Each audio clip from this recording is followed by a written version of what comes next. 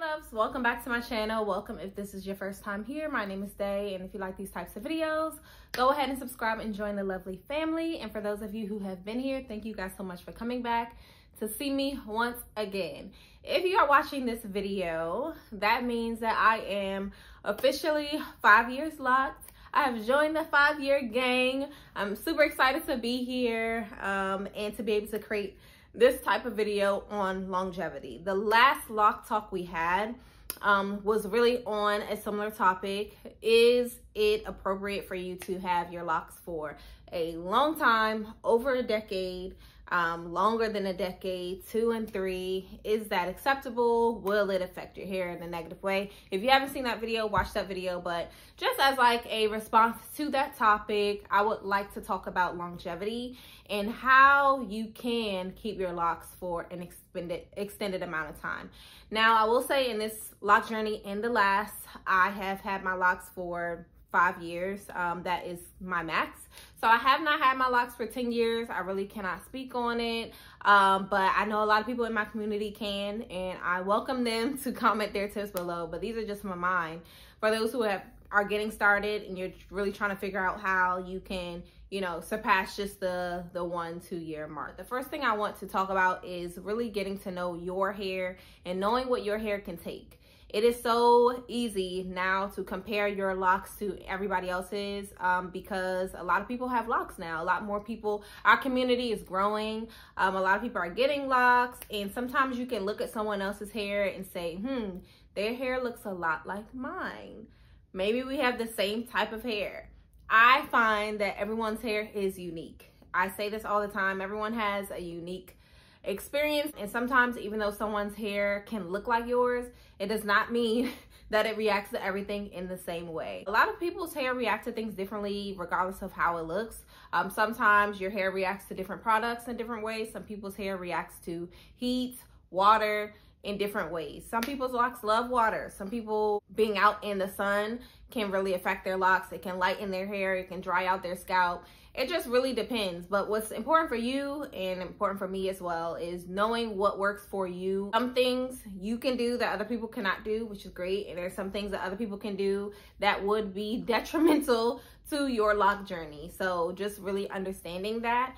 There's some people who really can wear their hair up in an updo and a ponytail tied back all the time, and it really won't affect them as much as it will affect you. And that, when I say you, I'm really speaking to myself, because I'm the type of person that I cannot have my hair tied. I will really start to see on the length of my locks it thinning easily. That's just my thing.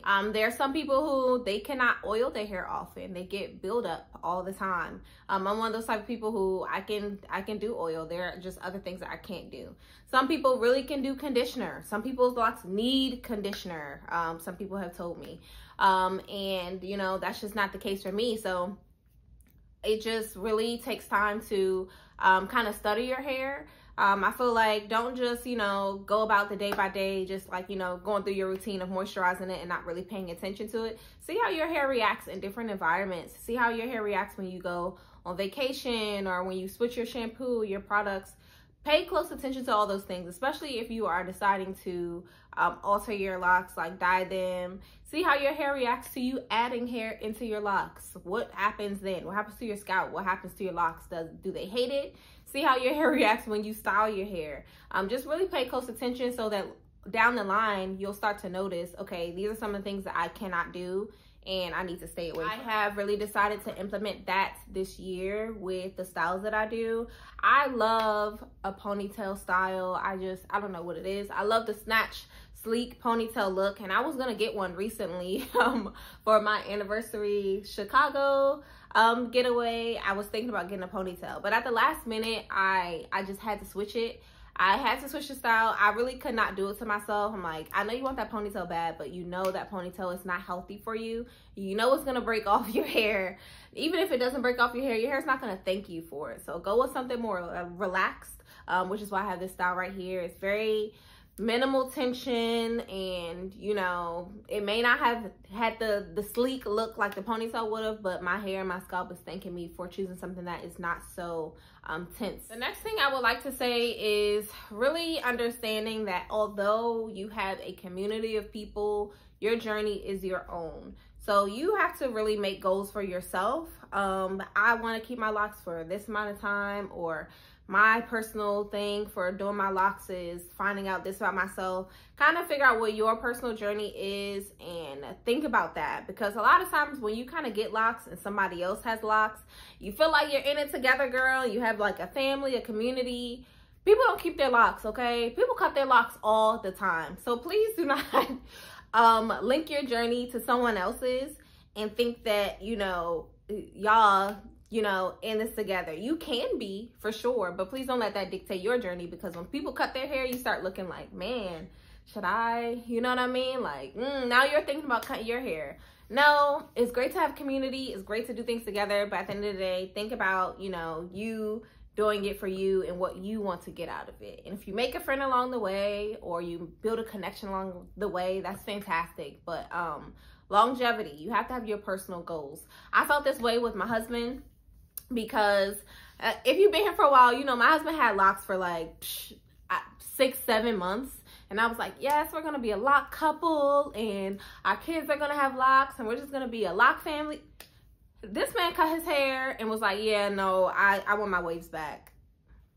You know what I mean? So here I am, the only one in the house with locks. Like, and it is what it is. That I did it for myself. And although I would love to have the friendship and the company of him, you know, it's my journey, not his. So he had to do what works for him. I have to do what works for me.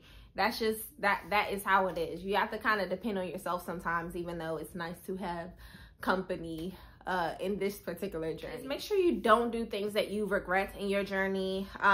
It is so easy to jump out there when you get an idea, and that is, you know, choosing a lock color. That's kind of irreversible, like bleaching. I'm not a fan of bleaching. I know everybody has an opinion about it. I'm not a fan of it. Bleaching cannot be reversed. Okay, once you bleach the hair is bleached, and you can color on top of that, but you can't unbleach hair. All right, so jumping out there with major decisions, bleaching, cutting, shaving. You guys know I have an undercut.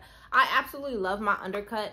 However, there are some times where I wish I would have thought about it a little bit more, because there are certain styles that I just cannot do with an undercut. The styles that go all the way back to the end of the neck, can't do them. Low ponies, the braids that go all the way down, like the feed-in braids over locks, there are just certain things that I can't do. I'm okay with it, but some people do that, and then they kind of want to change their mind, and they realize it's unreversible, and then they feel like, now I have to cut my locks off.